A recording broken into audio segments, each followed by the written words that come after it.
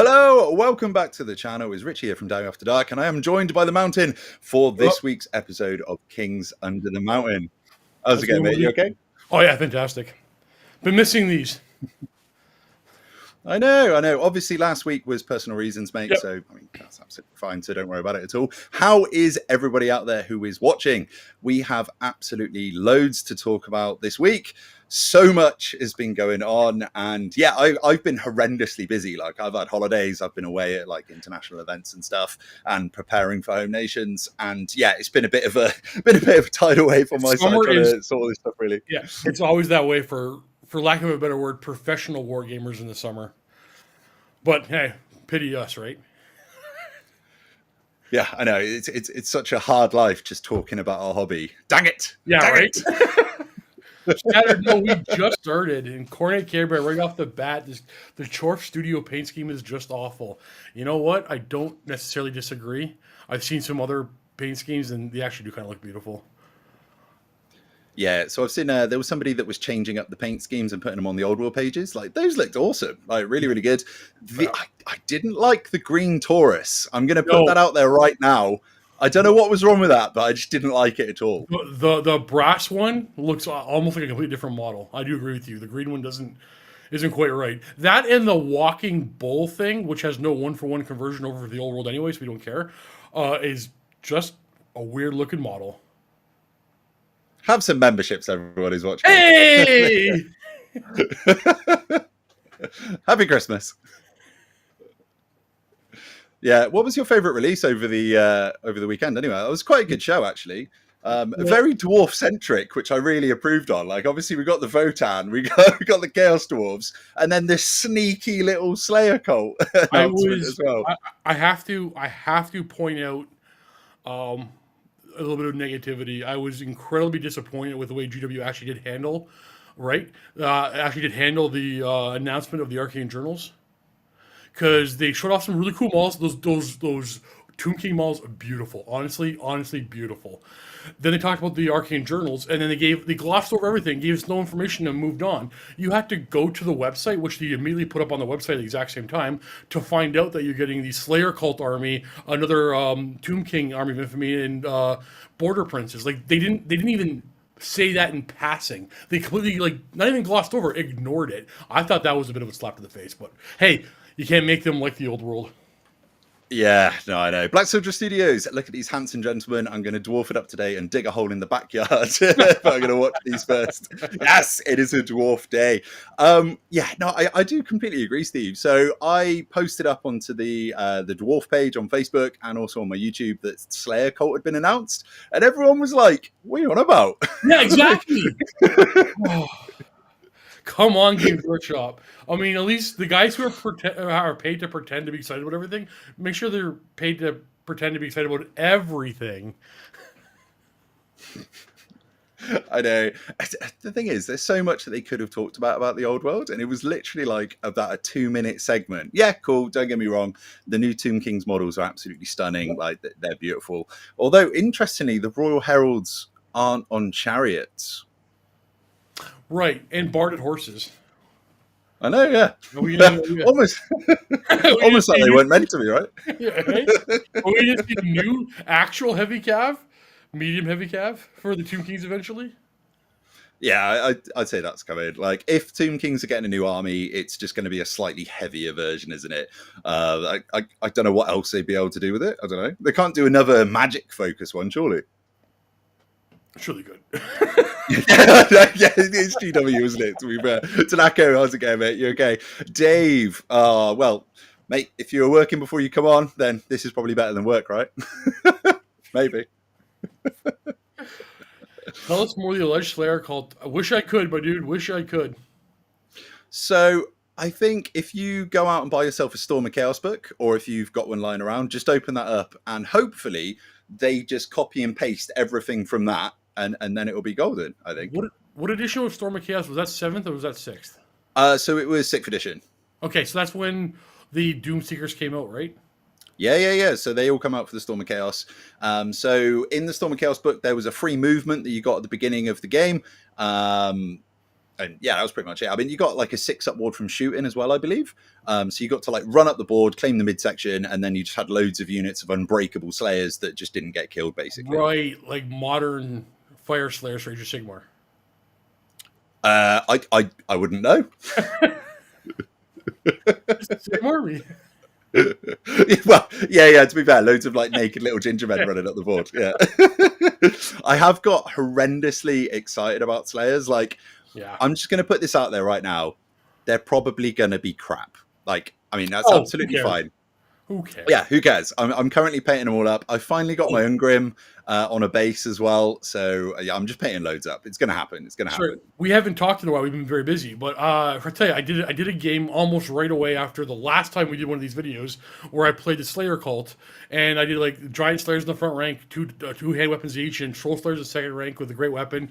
And I won very, very well. It went very, very well for the Slayers. Then I realized I cheated the whole game. You still can't take all your damage on the Troll Slayers because the Motley Crew rule. You have to split the damage evenly between the models in the fighting rank, which is now both of them. So you have to kill a Giant Slayer, Troll Slayer back and forth. And I was just killing all the Troll Slayers. So I got shown something the other day that's quite interesting. If you have a look at, is it the Primal Herd that have got there's like a new rules inside the Beastmen book for like mixed units. Yep. So it actually says you take them from the majority. So if you just had one more Troll Slayer at that initiative step, then you could take all Troll Slayers. But so the Motley Crew rule is what makes you go back and forth in your damage. The rule you're talking about is a printed rule in the Beastman book, not the core rule book. It's an FAQ. It's fine. Can you and Vengors get away with that argument? Just smile and it'll be fine. You're not an orc player. You can't go Nab's going to do it. Everybody's be okay with it. It's dwarves. No one cares. It's fine. That's right. We'll find a way. We'll find a way. You know what? We can. The dwarf slayer cult people are just as cool as the 40k orc people, so I'll allow it. In my book, you guys are going to do it. Yeah, it's absolutely fine. Right. So Keith, I know it's Hopium. The change of Ciatic to the Age of Sigmar Chaos Dwarves gives me hope that James Workshop will bring back Total War Warhammer Chaos Dwarves and aesthetic for the old world in the future. I potentially think that could be true. If they can split the two armies off like very stylistically different, then yeah, we could potentially see them. Hopefully, anyway. I mean, do you expect to see a lot of new Chaos Dwarf players? Because like that entire line is a 1-for-1 comparison to the old world. Like even the weird flamer thing, our fire pikes with the halberd, you can say they can just jab you with the hot end. So like everything is there except for Hobgrots with bows. I really wish I had Hobgrots with bows, but everything there is a 1-for-1, which is pretty awesome. Yeah, I really like the Hobgrots as well. Actually, they proper look like the old sneaky gits from. There's a 3D sculptor called Basil. I love those. Like I've got a full army that's from him, and they're stunning, absolutely stunning. Could you by chance spell that for me? No. I need Hobgrots with bows. Absolutely not. Unless everybody else. I'm gonna Google this incorrectly 7 times. Give me 5 minutes, everybody. Yeah, I'm far too dyslexic for that, mate. Unless everybody just wants to like just to laugh, I suppose. You know, it's a waterproofing spray. Okay, well, not that spelling. I mean, I'll find it and send it you after the stream. It's fine. Fair. Right, so Canadian Ham, Slayers will be much better. I have been using 1 unit of 30 as a support with a lot of success competitively. Well, maybe not, but still very good. I think they could be work. Like, I think it could be work. If we can get like a BSB in there to be able to get a 5 at ward, make them a little bit survivable. I do appreciate the fact that a ward save kind of goes against everything to be a Slayer, as they do want to die, but we could just have a unit of bad Slayers, right? They die just slower. That's yeah. It. No, well, okay. How big of a unit of Slayers do you want to run when you run them? Oh, as big as possible, I think. Okay, you are going as big as possible. Fair enough. Yeah, is that in line with the way you're currently making your dwarf lists right now? No. So the way that I'm doing my dwarves at the moment is kind of keeping them down between like 13 and 15 models to try and claim the objectives, challenge out, all that kind of stuff. But I think with the Slayers, because they don't have that save, then I think you need to go bigger so they don't give up their points as quickly. That's how I think anyway. I think there's going to be a lot of testing and stuff that's going to be involved, but yeah, I prefer the bigger ones. More attacks as well. Okay, so the big thing that I wanted to pick your brain about then leads right off of this. Since 1.5, what are your lists looking like, and what kind of lists are you running up against? Like, how much more infantry is like the core of this question are you seeing in the game, if any at all? Yeah. Oh, just quickly, they have actually posted up the right spelling for basil. There you go, mate. Nice. So it's quite interesting. So I'm seeing a lot of people out there that are either building into the match play guide, or they're just completely ignoring it and just trying to table you as quickly as possible. That's always the case. Yeah, exactly. Obviously, the kind of outliers in that, the Tomb Kings and the Vampire Counts and stuff, are just, they don't have to change anything, and they're absolutely amazing on the objectives and just absolutely rolling it at the moment. Yep. Although Cathay balloons are doing quite well. Like in the UK, they won 2 events this weekend. Like Liam Jordan, who's on the Rallying Cry podcast, he managed to win an event with his Cathay. He did really, really well. His was a little bit of a fluffier one, though. He only had 1 balloon. So he is Liam is a very, very good player, so I can't take that away from him. But yeah, considering that pretty much every event this weekend was won by Cathay in the UK, just goes to show I think we all need a bit more practice into them, I think. One by the balloons and then this guy. Yeah, exactly. Right, so let's have a look at the right. So Eric, yes, no, I completely agree. I think that wait a minute, I'll actually read that properly. Eric, good morning, guys. Since dwarves are an infantry focused army, I was wondering how you guys interpret the press of battle works for pursuit moves. Do we lose the second ranks attacks? So I personally, the way that we play it is that if you give ground, then you haven't made a charge move. But if it's a full back in good order, then that is a charge. So you wouldn't get that, unfortunately. Yeah. So anybody can play anything the way they want. Like, you can do whichever way you want to play in your group, but rules as written, it is very clearly defined as a charge. So yeah, you count it as charging and only get 1 rank attack. But you get your bonus weapon profiles again, if you have any. Halberds, lances. Yeah, and the fact you can just change your weapons as well in between is pretty handy, right? So you can just fight with your hand weapon and shield when you get charged. If you win, follow up, changes your great weapons, kill stuff. We have Liam here. You're right, mate. What are your takeaways from running Cathay this weekend? Do you think you can make some really strong stuff outside of the balloons? I'd love to hear your take on that, mate. Unless you're saving it for your own YouTube video anyway. Dave, a bit of practice into them is code for cry in defeat as your tourney is bricked. Love it. So what are the good looking Cathay lists looking like that aren't skewing into balloons? So it's kind of like the triple shuggy. So the triple shuggy on illusion is quite nice. Or with battle magic as well. Or the trip sentinel as well is quite cool. I do think that probably the 4 balloons and the 2 shuggies is probably the way to go competitively, as long as they're not comped. That's a 400 point model. Yes. How is that thing doing well? I don't know. Fair. Good talk. I don't know. I think it's terrible. No, but the thing with the balloons as well, it's like you look at the balloons and you're like, oh, they've only got they can have like a 4-up save and all this kind of stuff, and they're toughness 5, and you're like, oh, I can rinse through that. No, when I was reading the review on them, my voice kept going higher. And they got this, and they got this, and they got this. The balloons, come on, that's obvious.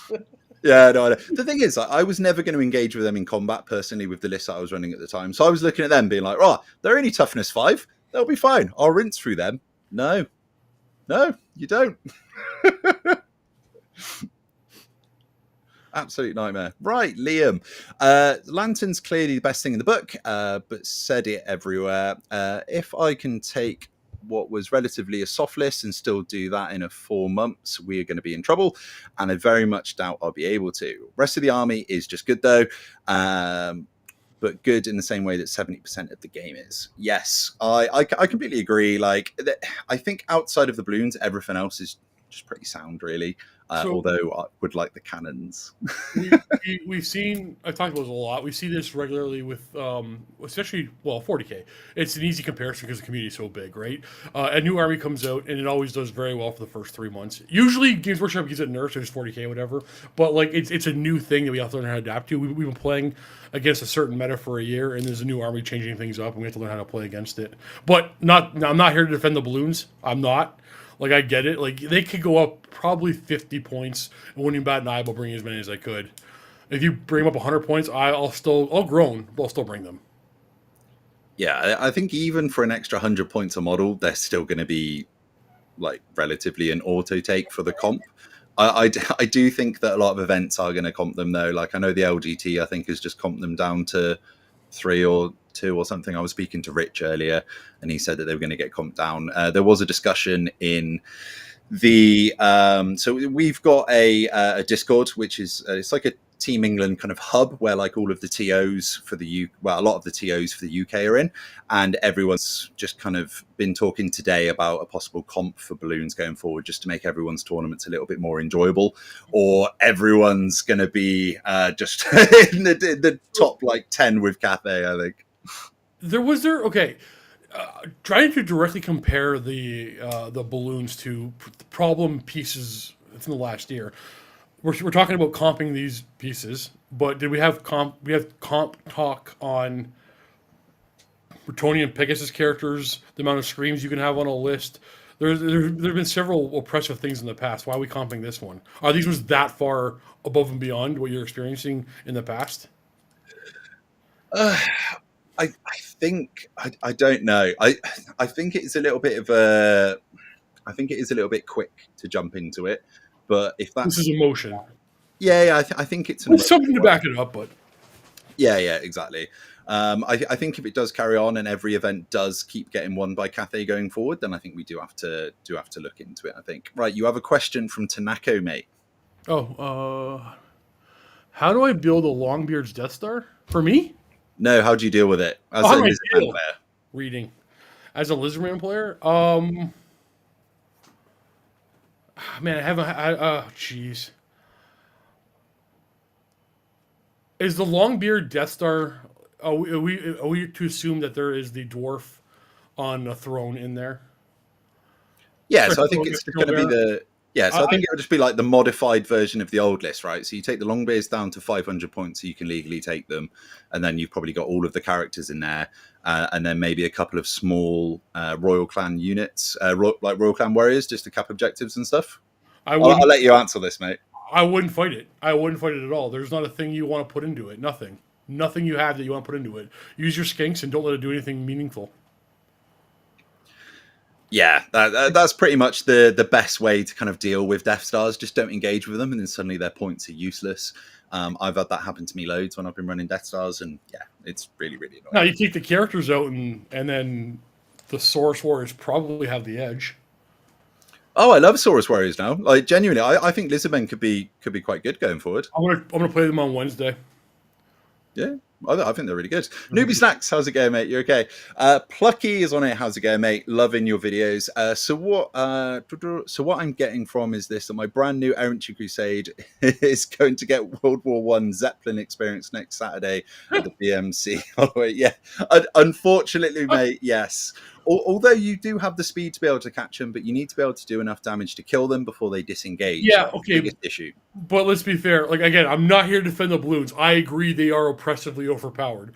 But you're playing an army that can deal with them better than most. I mean, you're going to bring 2 cannons, you're going to bring 2 tree buckets, trebuchets. And with the size of their base, you have, like, I can't remember I did the math, I forget already. You have a very reasonable chance of getting direct hits on these things, or at least hitting it with the big damage under the hole type thing. So you're going to be able to take care of those balloons at range. Yeah, like I think you'll be fine. You've got the speed to be able to catch them as well, so you'll be absolutely sound. Then there's that. Yeah. And the density and damage as well. Like Errantry Crusades now is really good. Like I think we could see them quite a lot actually. Now with the changes to Impetuous, like it's just solid buffs. Like it's a really, really strong army. My apologies. You said Errantry Crusade. Yes. Sorry, I was processing Did you just not even hear it? You're like, oh, Bretonians, everyone. I heard what I did. As Infantry Crusade, I don't know, man. Just charge, hope for the best. It's fine. You've got enough damage output to be able to do it. Frecky, how is FAQ 1.5 affecting the Team England's lists? Right. So we have been like frantically testing. Like, I don't even know how many games everybody's had over the last like few weeks. I've been like smashing my head into the wall that is Cathay and Vampires as well. Like, it doesn't help that I'm playing against some of the best players like around. Like, Charlie's probably one of the best players in the entire world. So me going, I can't beat Undead, I can't beat Charlie anymore, unfortunately. Like, I'm really struggling into vampire counts at the moment, because games that I could get like a small win in before, or potentially a draw, now, because of the mass points that you can get from the objectives, now those are like a resounding loss, unfortunately. So I will crack it. We will get there. It's just, it's back to the drawing board. I think with like, especially with the perceived weaker armies, you just need to find the ways how to do stuff. Like Empire needs to find the way, Dwarves need to find the way, like Lizardmen will have to find the way. And as soon as you do find that, then it's fine. So, pure theory, because I do not have the experience to come up with a proper, an accurate theory, I guess. But should you not just be switching to more of a gun line with your dwarves? I mean, I kind of basically have a gun line anyway. Okay. Yeah. Oh wait, I mean, sorry. Yeah, so I'm running X-Force. Okay, that's so I've got like, I can't go into details on the list just because I'm using it for team events and stuff. But it's kind of it is more of a combined arms attachment. Like, I do have dwarf warriors in there. I can say that I've got like a few bits of artillery. I've got gyrocopters and stuff. So it is it's a moving, mobile, like gun platform kind of army basically, which doesn't go that well into vampire counts anymore, unfortunately. With the better access to like regen and stuff, it's just hard. And with them just being able to control objectives really well, it is really hard to deal with them. Fair. But we'll get there, mate. Yeah, fair. Are you seeing are you seeing a trend in everybody's competitive list to like more infantry, less infantry? Like, I'm assuming, like you said, vampire counts are unchanged. I'm assuming Bretonia top tier is unchanged. No. So Bretonia, actually, we're going to see a lot more peasants in lists, I think, going forward. Yeah, but okay, so is it still going to be exiles with 4 war machines and a Death Star of Pegasus, right? And then leftover points on peasants? No. I think if we see Pegasus, I think they're going to be in like little small units of 3. I then think we're going to see like massive units of peasants just walking up the board. Like, peasants are amazing. Like, they're so pointy. They really are. Like, I think we're going to see loads of those, and then supported by Pegasus and supported by, like, I don't think anyone's probably going to take Knights of the Realm anymore. I don't think. No, they weren't before. Well, I mean, as a tax, maybe. But you're still going to see 4 big war machines and at least 2 big Royal Pegasus combat characters, and they're going to play like before, and those things are going to do all the work, and the peasants are going to hold and score objectives. It's not going to be that different, right? I genuinely, I don't know how it's all going to shake up. We need to see how all of the armies start morphing. Like, obviously, we've all got kind of an expectation of what we think the armies are going to look like. And until that goes global, until we actually start seeing what all of these like massive meta lists are, like, especially into all of like the international teams, like everyone has to keep them kind of hush hush. So like, we've got no idea what like Germany are doing. They've got no idea what we're doing. And it was a fun one going into Home Nations, which is this weekend coming. Like, we had no idea what Scotland, what Wales, or what Ireland were thinking about what's going to be the next kind of competitive lists. And obviously we're trying to make that meta now, like where everyone like the kind of the top end of competitive players trying to create the 1.5 meta. And it's really interesting that everyone's kind of got different ideas of what that's going to be going forward. Yeah, fair. For us, hey Richie. There you go. Well, I can give them, so happy Christmas, everyone. It's Christmas in July. I know. We're seeing in my ultra casual, unprofessional meta that it's weirdly all these this is my opinion and probably not held by my greater community or even my partner Luca, my business partner Luca. I gotta be clear about that sometimes, not these days. And all these buffs to infantry made infantry like less interesting or less of an exciting pick. Because now we have this joke on the channel of the NBCs of Warhammer never be charging. And literally the prediction I had a while ago was we had these big blocks of infantry, and now they're just standing in front of each other. So now I want to pare down to like smaller blocks of infantry, squads of maybe 14, 7x2, and see if that makes me want to charge. But so far, there's probably an exaggeration. There's probably outliers here, but it seems that every time infantry is charged into combat, they lost the combat.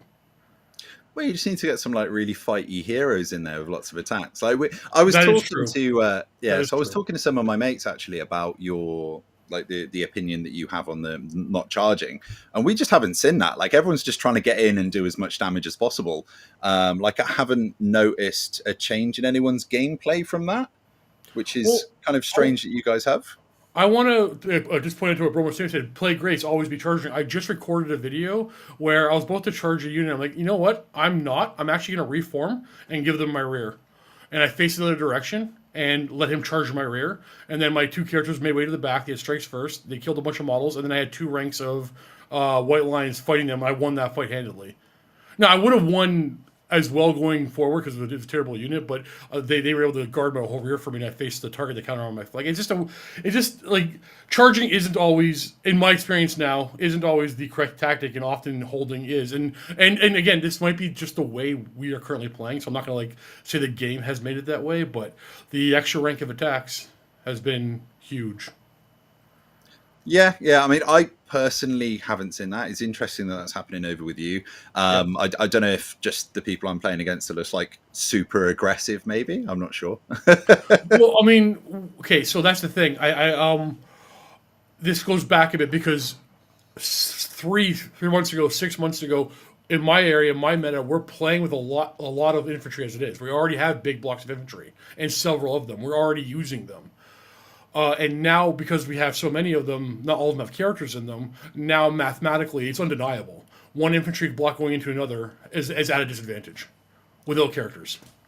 Yeah, like I think you're going to have to put like little fight characters in each infantry block, which I am seeing.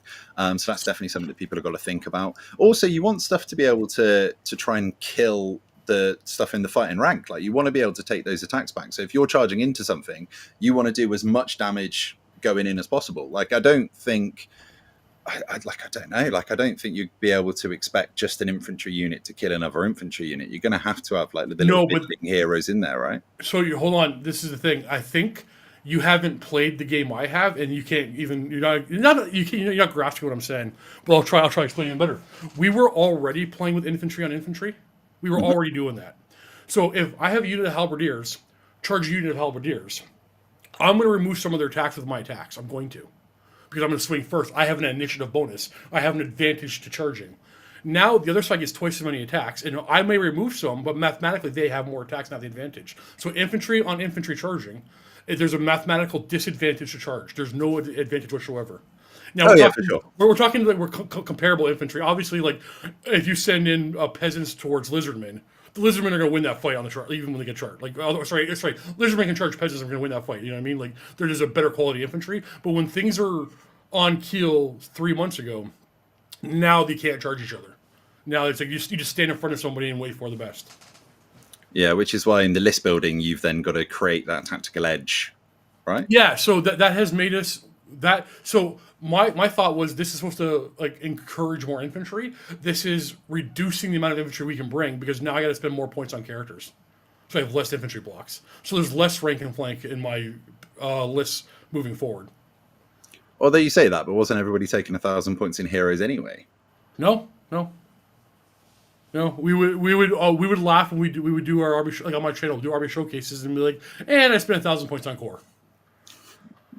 I do respect that. It's I took my army that I took to Italy for the last tournament. I think I only had 300 points in heroes. So no, I suppose not everybody plays the 1,000 points yet.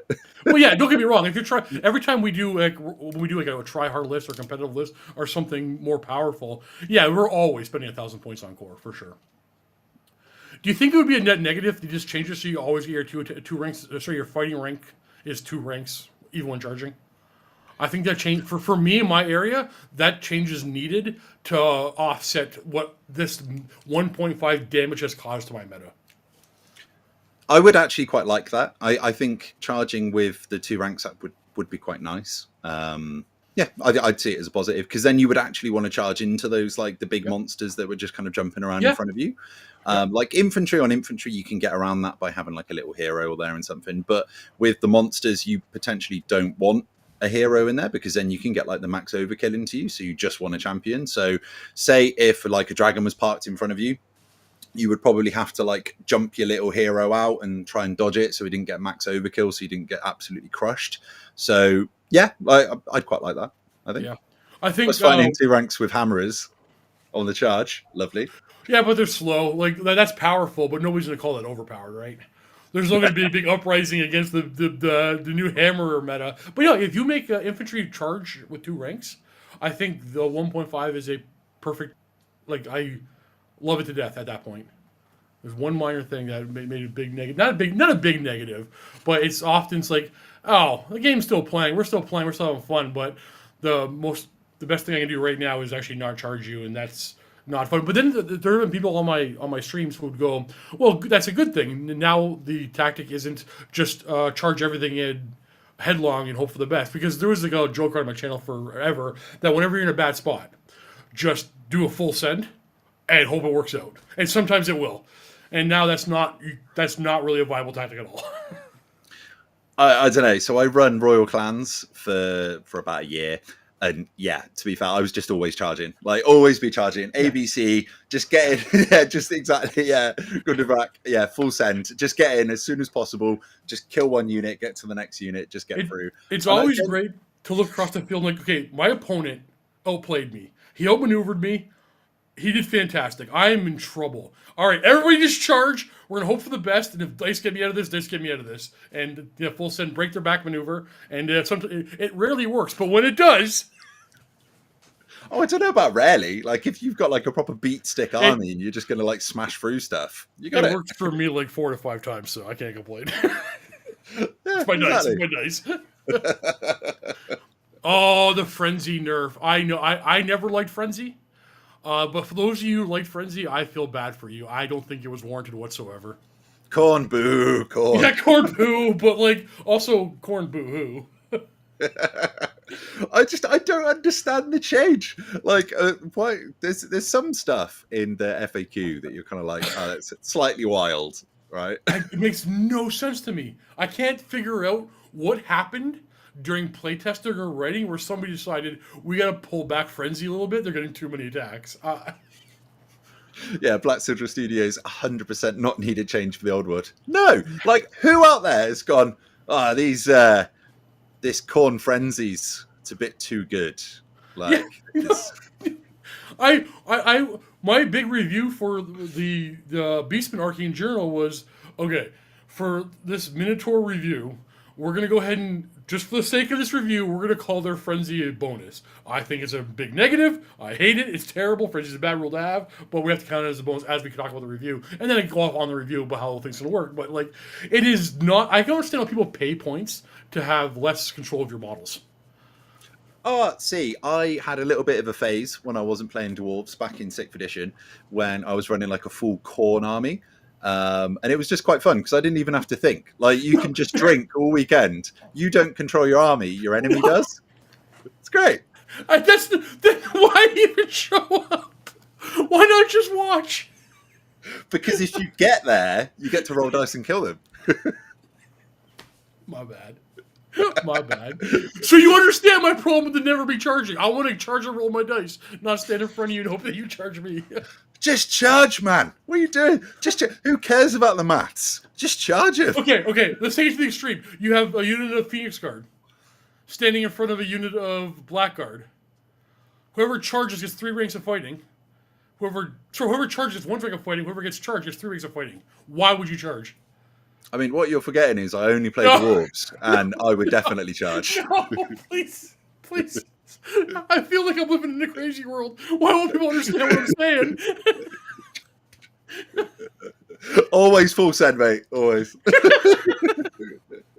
Oh my god.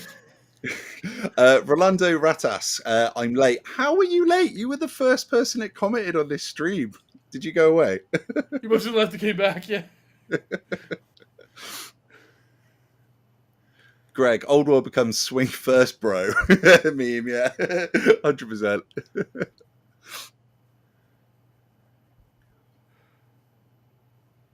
I never called you illiterate. I've never once called you illiterate, Robo Sapien. Oh, I missed that one. What's going on? Have you been mean, Steve? No, I have a contentious relationship with my audience. We only insult each other. That's how we get along. I mean, I tried to be nice to mine. See, Frecky Will said Steve is so right, and like I'm not understanding the sarcasm there, but I know there's sarcasm there. It's because they know I'm right, mate. That's yeah, right. That's fair. What were we talking about? I honestly don't remember what we were talking about when that came up. Thank you, Robo Sapien. Happy birthday to you too, dude. Ice Wolf Steve's a cheater. Yes, exactly. That's what I heard. He knows it. See, he's gonna call me cheater here because he knows I can't ban him in this chat room. I can though. But like, isn't this what it's all about? Like, we play some games, we have some laughs, we talk about them later, and then we argue. Like, for some people, and I'm one of them, arguing about the rules, interpretations, and what's good and what's bad is just as much a part of the hobby as anything else. Like, I very much enjoy these discussions, whether we're serious or joking or arguing, complaining. This is quintessential Warhammer to me. It's very important. Like that's why I love being online, doing all this stuff. But like, I could almost do this more than play. But then my opinion would get less and less valid. But I'll still have strong opinions. And everyone will take your opinion as true. That's the... Yeah, I love arguing about rules. I also love being wrong as well. You know, like when you go down a tangent and you're like, right, this is definitely, that goes with that and that goes with that. And then suddenly it's like, yes, I've got like 28 attacks. And they're like, no, you're completely wrong. It's like, oh, okay, whatever. It's fine. I tried. No, but honestly, it's good. It's good that you do. Like, and it's good that anybody does. Make an argument, and then I'll use the rule book, try to break your argument. But if I can't break your argument, like, you just thought something in a way I haven't thought of before, and that is something new that I get to do. So like, I like to hear a good argument about how you can or can't do something. Oh yeah, for sure. I mean, we're basically playing a new edition now, so there's definitely a lot of that going around at the moment. Henry Steele, the new Dry Bones hero kits are amazing. Yes, they absolutely are, mate. We were talking about that a little bit earlier, but yeah, absolutely stunning. And such a change from the old Lich Priests as well. Like, crazy. They're so nice. So does this mean anything? Can we put our tinfoil hats on and start like creating like rumors and theories? Does new plastic Tomb King characters mean that put up a potential Tomb King line refreshes in the future? I reckon Space Marines are going to enter the game. I can't refute that. He's probably right. Stormcast Eternals are going to time travel back in time. Oh, no. No, you can't. You can't. You know what? I would love that, actually. Oh, that would be the best. Oh. Greg, yeah. So basically, those models weren't for Old Worlds. The Tomb Kings are going over to AOS. There you go. Oh, you people are capable of theory crafting correctly. The point I was trying to make is I want to see new armies for this game, and we know we're going to get them, but are refreshed lines for the existing armies on the table? And I think if they're going to put out new Tomb King plastic kits, the answer must be yes. Right, so I reckon this is either true or completely wrong. Everybody at home could just... I reckon we're going to get a Tomb King Bretonnian army, so all of the cavalry's in lance formation with flying scorpions. I wouldn't be... Okay, you lost me. I wouldn't have hated the first part of that, but you lost me with the flying scorpions. As long as they can fly 360 and can be joined by Royal Pegasus characters. No! You want, like, undead hippogriffadilla pigs. That's what you want. What does that even look like? Can you draw that for... Can you please draw that for me? Yeah, I'll make that later and I'll send it over, but it's fine. All right. Isn't that Mussolio? No, those are vampire. Oh, then again, Abarash. Wait, was Abarash the vampire that went to Mussolio? Was that somebody else?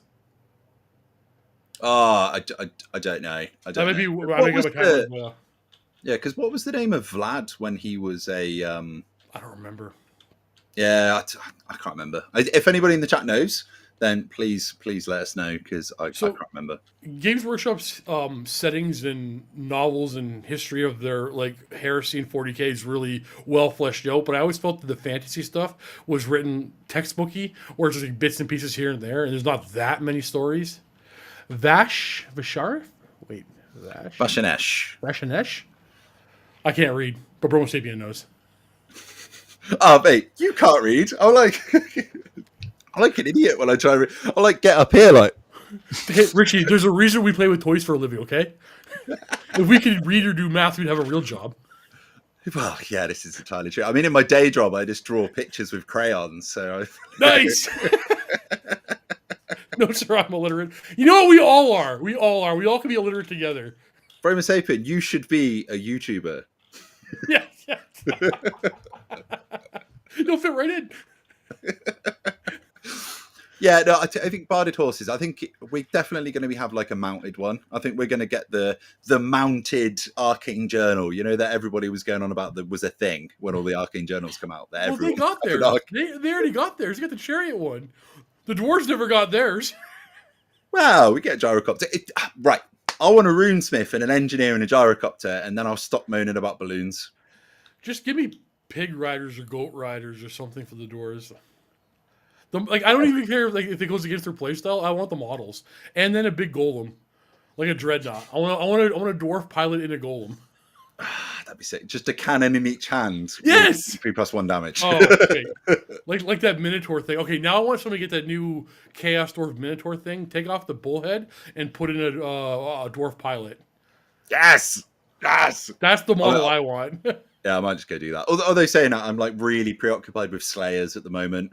So I think I'm going to try and paint up like 70 and just hope for the best. That's the plan. What Slayer models are you into right now? Something 3D printed?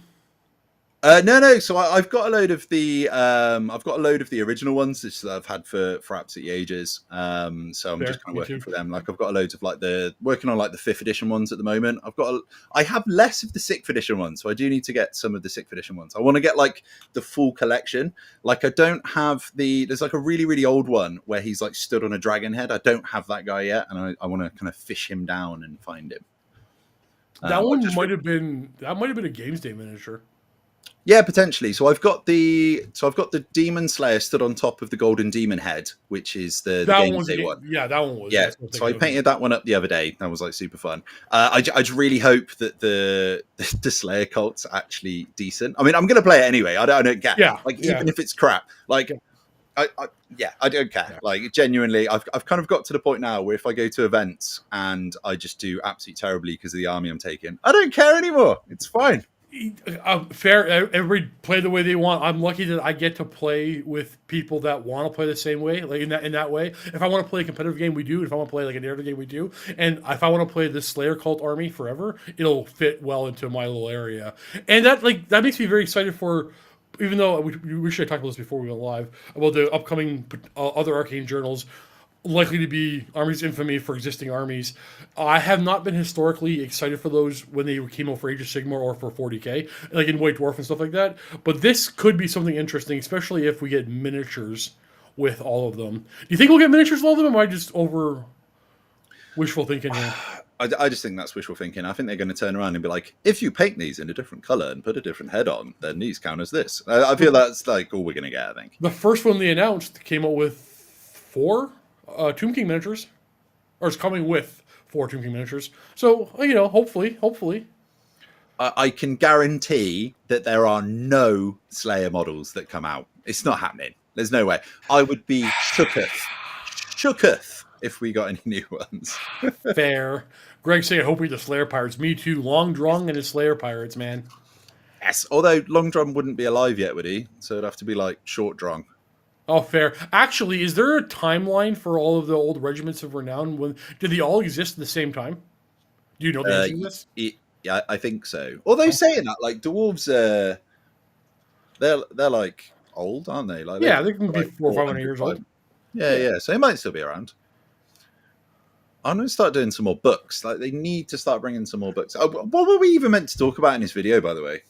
The current meta, and we did, but we also neither of us agree with each other.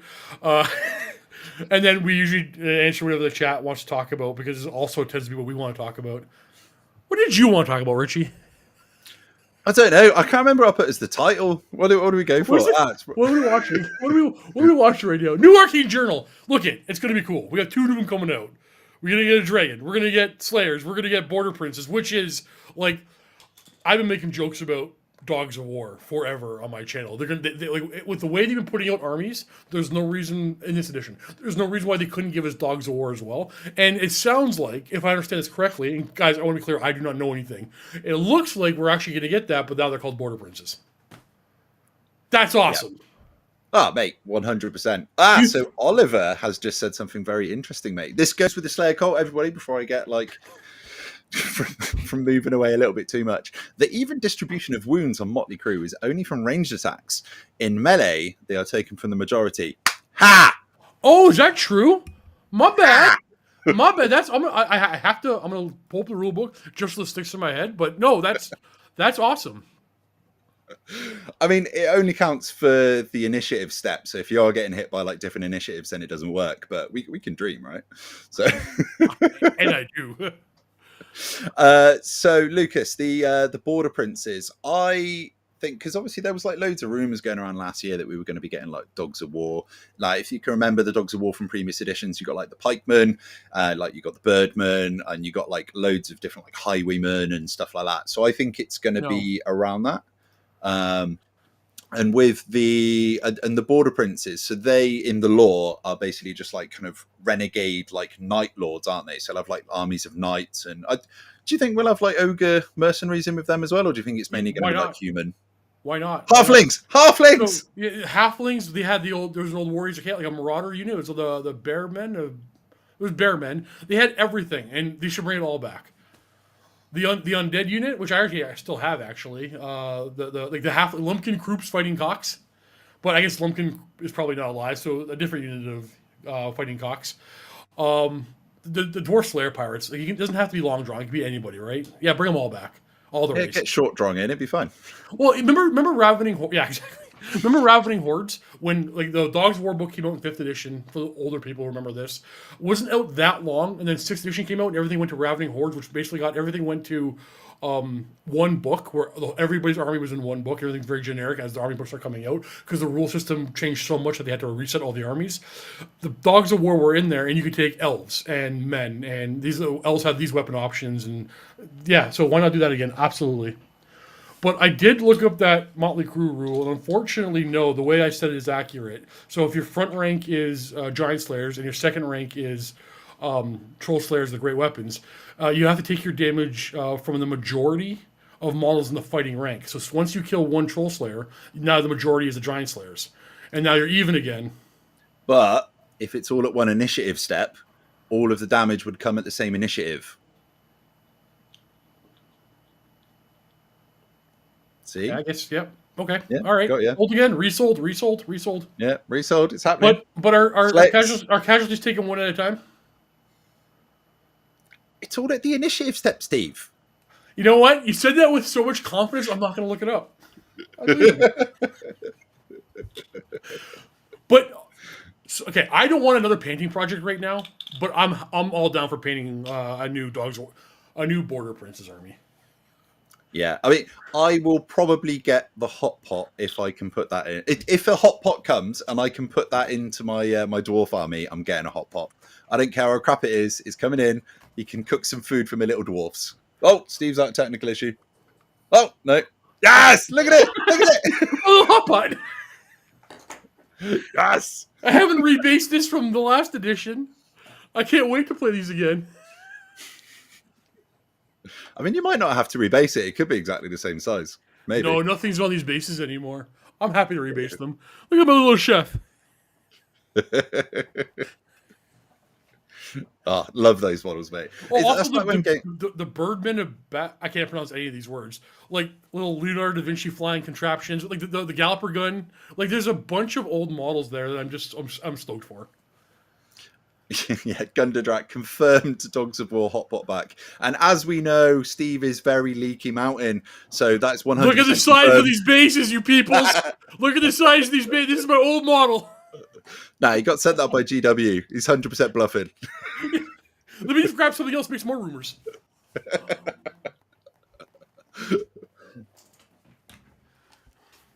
They're going to come back with the Abyssal Terror, everybody, because I have one on my desk. So, that's evidence. 100% coming back. That's going to be in the new Tomb King's book, I reckon. Maybe. Probably not. Magnus is coming to the old world because he's on my desk, everybody. Ooh, heresy. Ooh. I have nothing else cool to grab. Birdmen of Catraza. There you go, mate. There you go. I still have a box unopened of the Marksman of Mirgalano, the crossbows with the pavis. Oh, they're so cool. I hope they come back. Like, that'd be pretty awesome. Like in core as well. That'd be pretty cool. Anvil of Doom also hope that we see some siege rules. We've got to, like, surely soon, I can imagine. I mean, in the little snippet on the Warcom article, they do say that obviously there's going to be more Arcane Journals coming, and there's going to be rules for multiplayer games. So hopefully one of them is going to either be a siege rule set, like in the old compendiums, or potentially Triumph and Treachery back again. I like literally got mine there. Did they not? I have a copy. I love that. I love that game so much. Did they not say in the article? I feel like they said this that there was rules for 2-player missions coming up. Yeah, but we don't know what they're going to be. Like, we don't know if they're going to be just normal pitch battle, or if they're going to be Triumph and Treachery, or sieges, or I mean, they could be anything, right?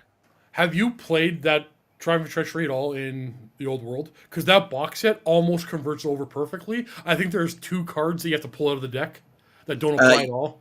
Yeah. So I did play it at the beginning of the edition. I used to convert it over to 6th edition quite a lot as well, actually. Yep, fair. And yeah, it works quite well. Obviously, 8th is what it was meant for. But yeah, I've never actually played it in 8th edition, funnily enough. Fair. Black Sigil, have you been playing it quite a bit? Have you, mate?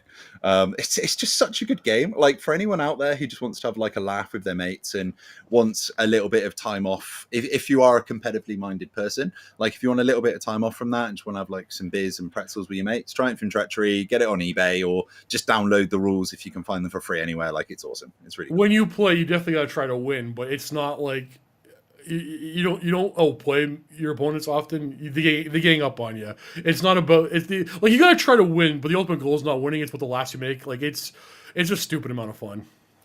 I always find that like positioning really matters who gets ganged up on first as well. Yep. So like if there's like 5 or 6 of you on a board, the person in the middle is going to die first. It's happening. It's like the guy who has to go first, like, I don't want to make any enemies, I'm not going to attack anybody, or I don't want to make any enemies, I'll attack you both evenly, so now they're both attacking me. It's like, every time you play, it's a different game. Yeah, and whoever has the most money in the middle is like, don't attack me. And then you always give away your gold on the last turn of the game to the one guy who can do the most damage to the guy that pissed you off the most in that game. Yeah, for sure, man. It should be printed in the rulebook somewhere. Well, they used to say stuff like that in the old 6th edition book and the 7th edition book. They used to have like little bits put in by like the games designers, by like Brick Priestley and stuff, just being like, so play this game, don't be a dick. Yeah, no, literally. Well, last year I went through and played 5th, 6th, 7th, all the older editions, and we were kind of like laughing about like the different mentality these had back then, and it was written in the books. It's like, yeah, so sometimes there's not a clear-cut answer. Figure it out, guys. You're adults. Like, it was like tongue-in-cheek wording, or almost like a little bit of a jab at you, or stop being that guy and just do a thing. Like, I liked that in the rule book. Now, as a kid, I don't think I appreciated that. I didn't think I understood that. And now, in my much later years, I get it.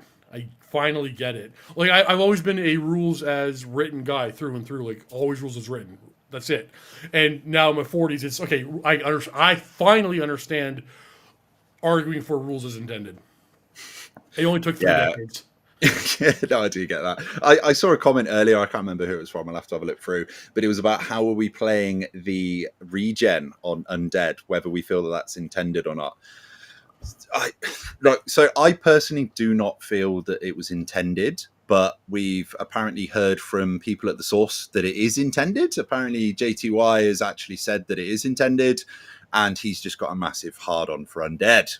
Great. So I can't say this is first-hand information, it's second-hand information, but a year and a bit ago, I got a chance to talk with the man, and so did Luca. And while one of Luca's conversations were about regen, actually, and before any of you guys got your hands on the copy, he was already told that regen is supposed to work on crumbling. Last minute, whatever that means, they removed it and added Indomitable to the game instead. And now with so we know, Luke and I know first-hand information that it was always meant to work on everything. Last minute they take it out. And now that it is back in because of the deliberate removal of the FAQ, we are playing as if you get the regen, even though you have Indomitable, which I don't think you should get both, but it is what it is. So I would have argued for and ruled that you do not get regen on crumbling if Luca didn't have that conversation. So we currently allow it on crumbling. Nobody has to do that. And every team is probably going to rule it differently. So I don't know. I think everyone's just kind of taking it at value because it's like it doesn't feel like it's intended, but it's just there in black and white. Like you can't dispute it. Like I know every TO is just going with it because you can't argue it. And I have also heard from different sources, not just the Leaky Mountain over here, that they have spoke to him. You're going to get me in trouble. I can say... You can't tell everyone the hot pots are coming, mate. God. so Jabo T, thanks for all the great info, guys. I'm new to the old world and it's been extremely helpful. How are you getting helpful information from this stream? Like, so fair. Watch our other videos. These are crap. Like, these are my favorite ones to make. Just both of us trying and failing to read the comments, basically. Will Indomitable get a nerf now that regen covers that? No, unfortunately, it won't. I don't think that's going to change at all, unfortunately. Black Silver Studios. I've had a couple of games against Undead. The regen on crumbling have never changed the game significantly yet. I disagree. From my personal experience, I found it a little bit of a nightmare to play into them personally. Like I used to do quite well into vampire counts. Now I'm struggling, but that is basically the objectives and the new regen on crumbling as well. It's just the fact that they get regen saves when they walk through dangerous terrain. It really does my head in. It's objectively, that's not that big a deal, but it's just another, piece of straw on the pile. They just have everything. When most of us play a game of Warhammer and we make a mistake, we hopefully have planned something to offset mistakes or things their opponent does. Undead just has everything that's built into them. It's like redundancy on redundancy, backup plan on backup plan. Like 5 things have to go wrong for them. You have to play perfect against them. And I know I'm very biased against Undead, and maybe I'm over-railing on them again, but I always do. I find the Undead factions incredibly unfun to play against. I do. I don't like that I have that opinion, because there are people in chat right now who probably have Undead armies. It's not their fault their army plays like that. They want to play this cool Undead thing, and then nobody has fun against them. But sorry, not nobody. It's all right, everybody. What I have found is most Undead players are actually usually very charismatic people, because they have to be super nice because they take your souls during the game. That's what I found. Like every Undead player is absolutely lovely because they're like, oh, I ended up with the same models left at the end of the game as I started with. You have a message from Nemo, by the way, Steve. What did Nemo say? He's my arch nemesis. Ask Steve about conflict carriages and when he tries to claim never leaked anything. No, see, I'll tell you exactly what happened there.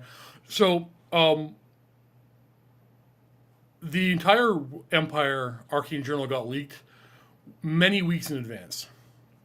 So I immediately mailed GW and it's like, hey, my review's already done and recorded.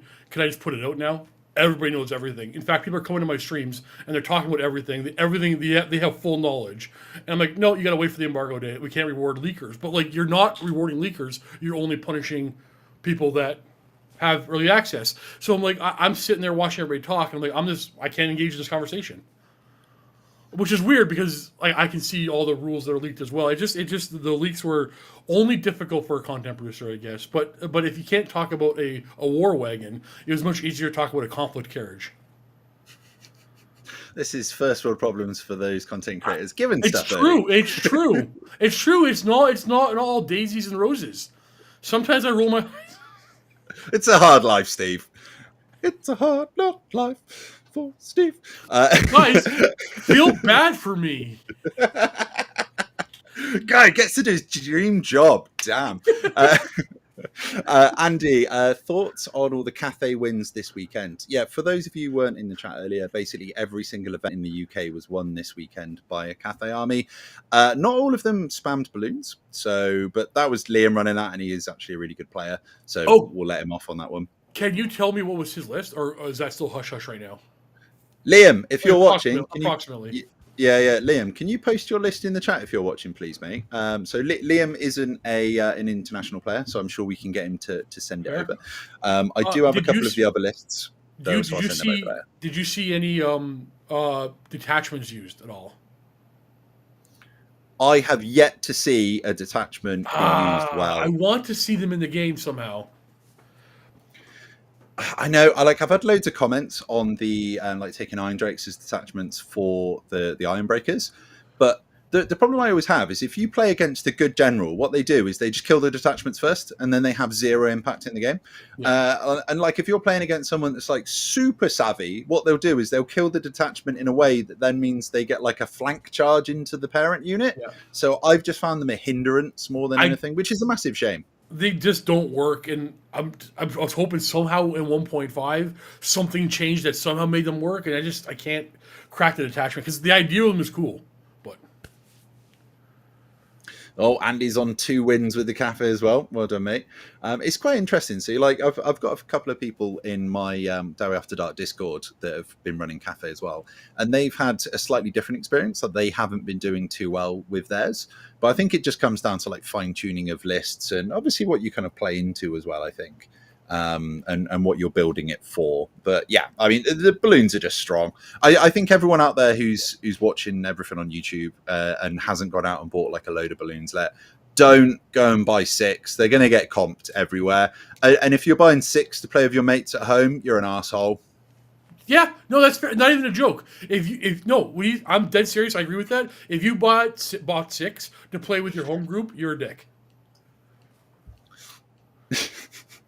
I mean, that's kind of bad for me to say because obviously I run gyrocopters, but I'm working on a Slayer. I got your back. I'm working on Slayers now. If you bring 17 gyrocopters to a game, you're fine. 18 is when you're a dick. That's fair. I only run 14. There you go. You're fine. I'm a nice guy. Black Soldier Studios, facts. If someone rocks up with 6 balloons, shake their hand, and that's that. So are you saying that you're not going to do a battle report on your channel with 6 balloons, mate? I'm not going to buy 6. I mean, I'm assuming Josh, Black Sigil has 2. I have 2. We can pool them together for 4, and we'll do a battle report with that. But, like, who's going to buy... I'm not going to buy a 3rd one. I genuinely know people that have gone out and bought 8 because of the match play guide. You can technically take 8. Yeah, but that we've always seen that in the, like... the 40k competitive thing, the competitive scene, people are willing to spend the money for a competitive list. Yeah. And I totally support, if that's part of the meta, I totally support that. Go ahead and do your thing. We're making jokes about that. We're talking about like your local group or whatever. If you're not that kind of group, don't do it. But if you're practicing for tournaments, I very much support it. Comp it or shut up and deal with the 6 balloons.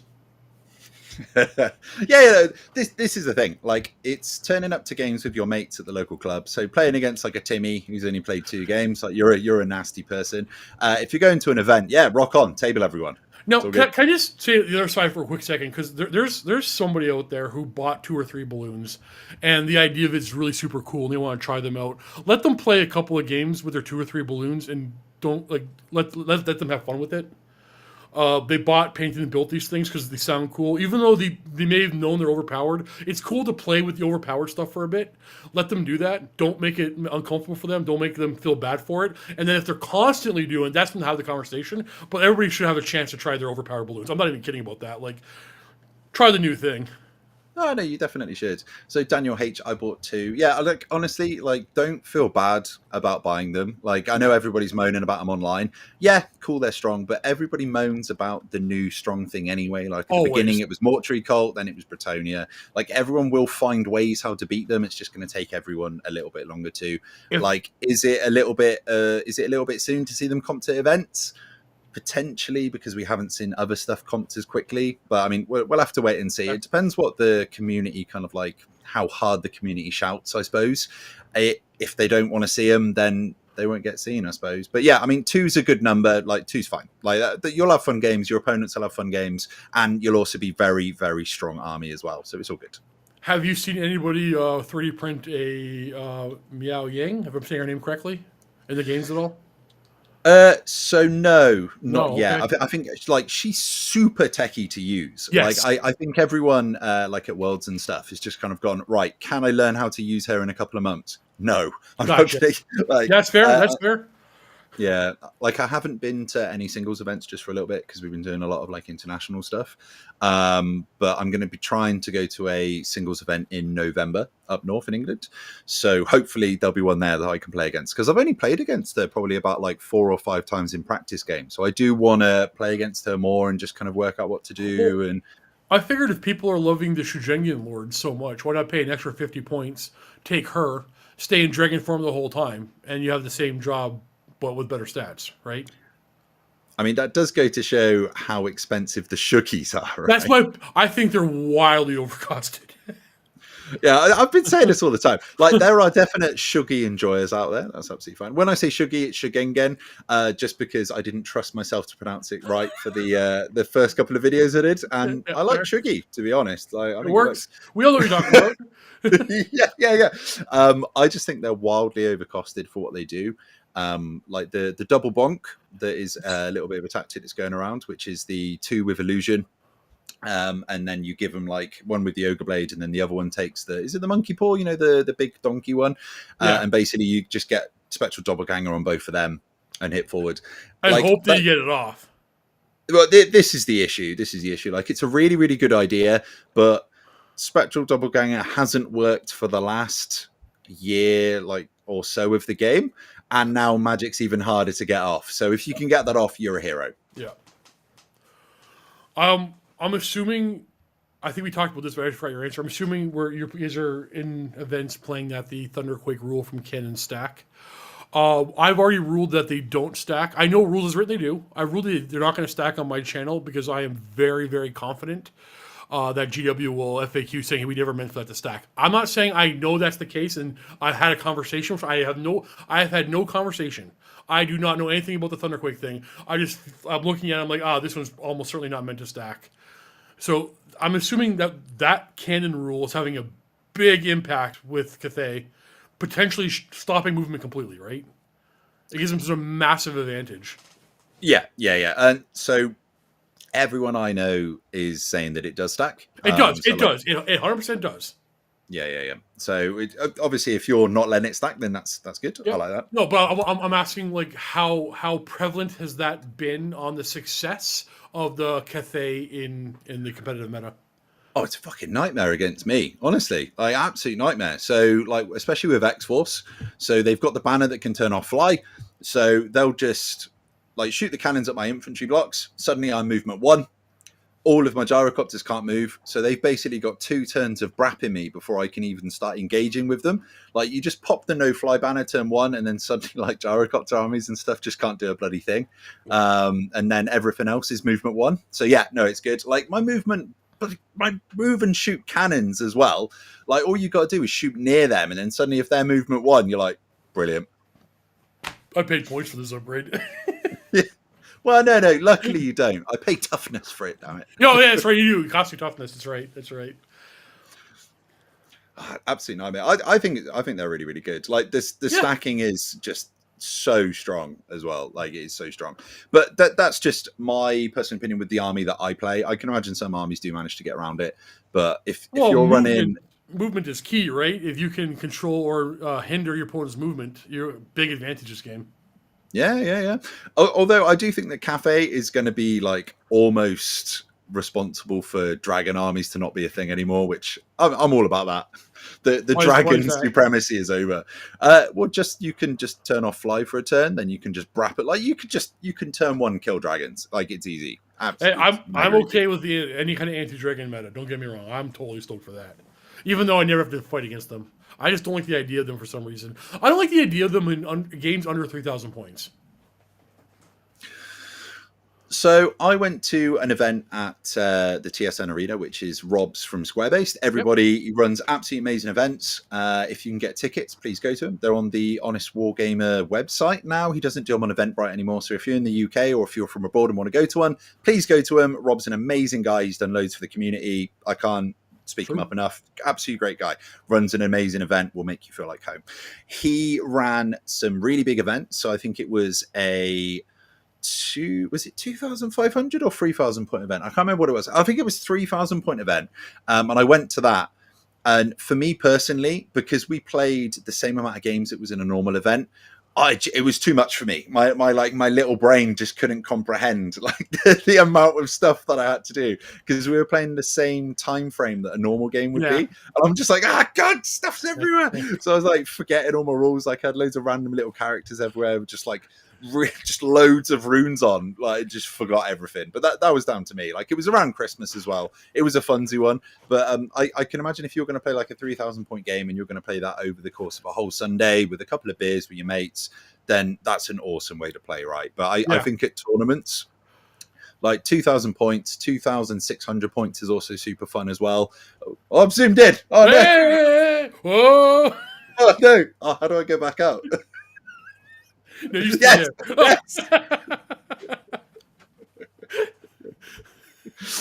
Yeah, so Colin, 3,000 points. Yeah, like that was crazy. There was just so much going on. It was nuts. I went to a 1-day 3-game thing, 2,000 points, and I was, by the end of the day, I was done. Exhausted. Cooked. Always like that at the end of an event anyway. Kills me. Fair. Too much thinking for a day. It is, mate. Plucky. This is why you need to play elves. They got the book smarts. Well, no players. No. Plucky, while you're here, mate, how are you finding the Wood Elves anyway? Are you enjoying them in 1.5? Have you managed to get many games in?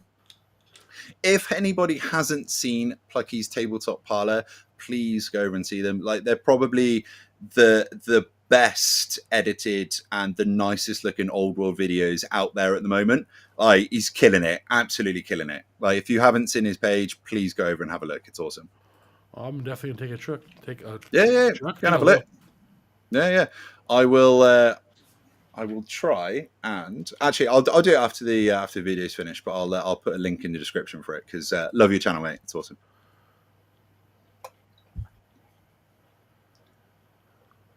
Right. Is there anything from... People are so quick to call for bans. It's sad people are so quick to call for bans, heavy comp, and there's so many other things, ongoing issues in the game. Yeah, Peter, 100%. Like, I think it's fair to say that balloons are overpowered. Like, I don't think we can make an argument against it. At the same time, even though as a whole we're pretty damn sure, that Royal Pegasus are overpowered and Screams are overpowered, but we haven't touched them. I would like to see the community sit with this for months, 3 minimum, and take it on the chin. Let them run rampant for a bit. Because if we start to figure out tactics that easily deal with these balloons, they don't need a comp. I don't think we're going to find one that's super easy to deal with them. Like cannons will put them down pretty good. Hellblaster volley guns will put them down really good. Certain armies like Empire will be putting them down fairly easy. But high elves, certain elf armies, not so much anymore. I like to see the water settle, and then we can appropriately slap them down to where they need to be. Felix Crab, ban the Green Knight. I agree. Yeah, I so agree. there's another one there, right? Like there's. No, I think the balloons are probably worse than the Green Knight. Probably, maybe. Yeah, I think the biggest issue that a lot of people are having with the balloons is everything else that's super super strong in all of the armies. You can't just like mega abuse and take 6 lots of it, right? This is the issue a lot of people are having. So, like if you take like Pegasus for instance, you can have 3 units of them. Like okay, like you could take a Death Star, then you've got 1 unit of them. The stuff that and dragons as well, like dragons, everybody hated dragons for absolutely ages. You're taking 1, 2, or 3 of them. It's just the fact that you can just fully abuse the balloons and take loads of them. I feel that that's the issue. So I think how I look at this is everything you said is accurate. I think it's fair to say.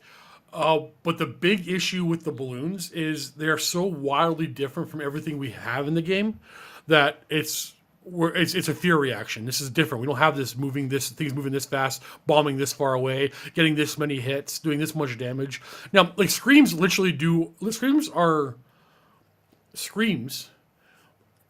combined together can be even more damaging than this balloon.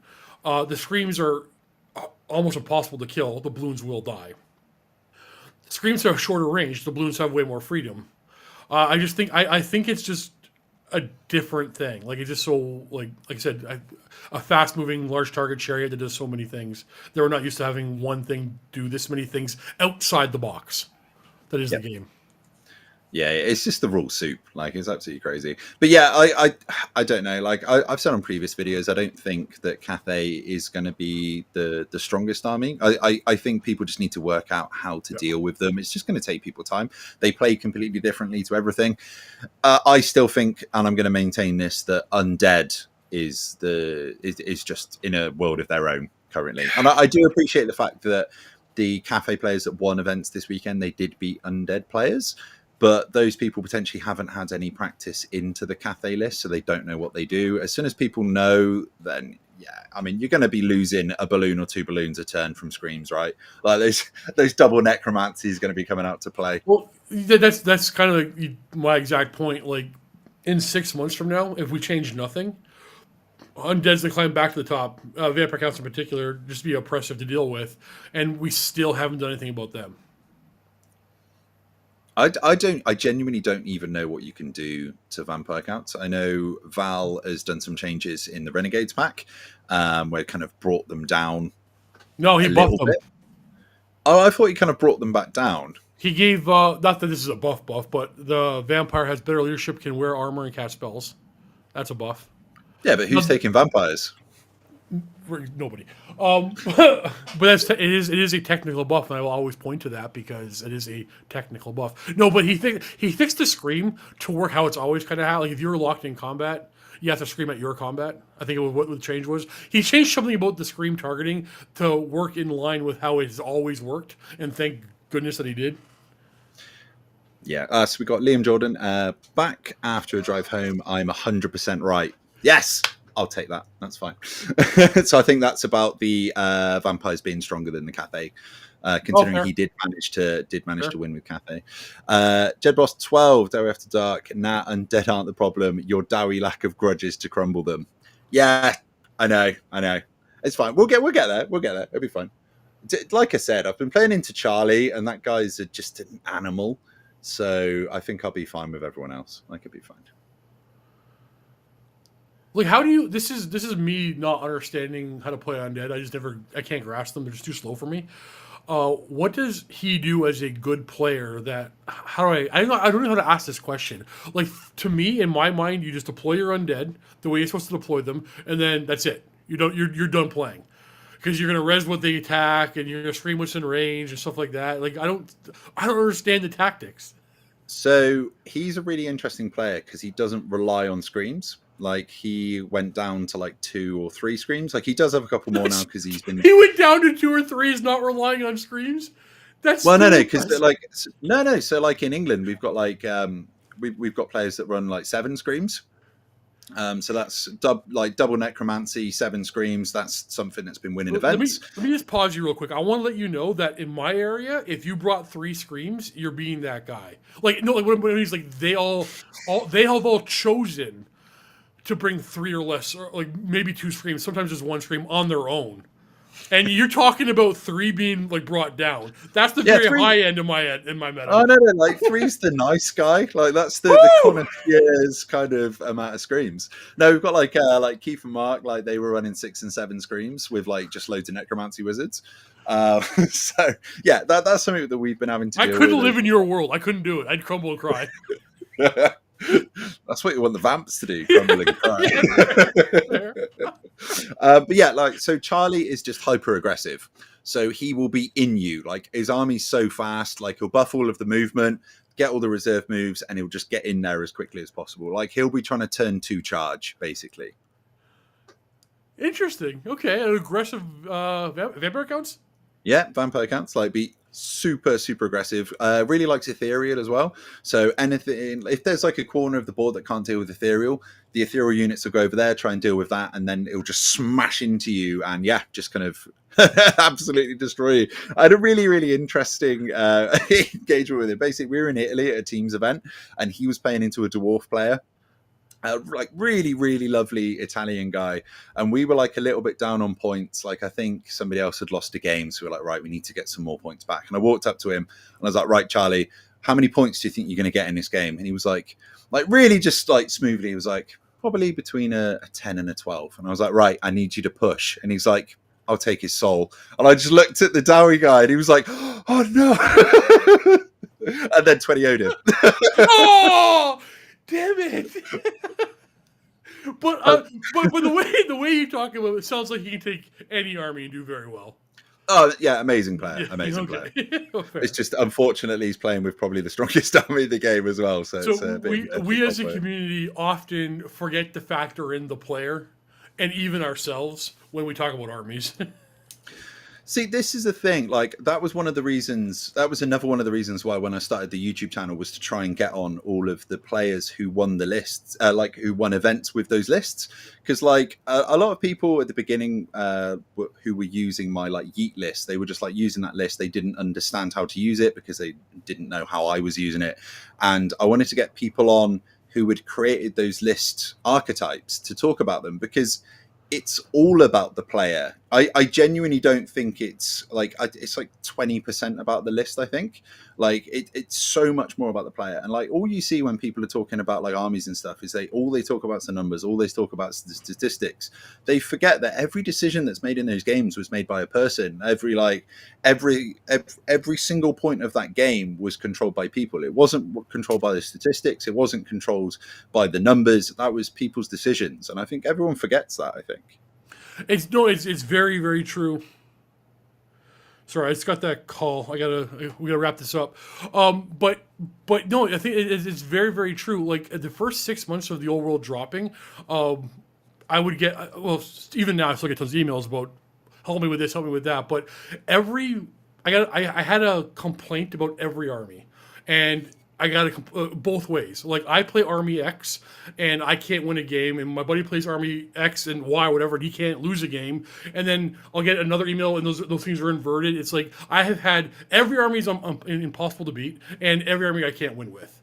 It's us, it's the players, right? And then I'm already getting that with the Horus Heresy stuff, where for the first time I'm actually keeping like a bingo sheet to click them all off for overpowered and underpowered, and everything's already there already.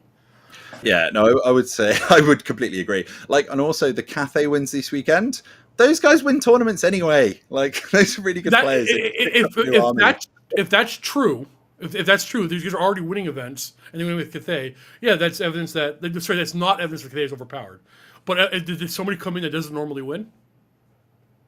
Not yet. It's just guys that are really, really good. So it's so Russ Veal from Facehammer, and then it was Liam Jordan. They're really good players anyway, so it's fine.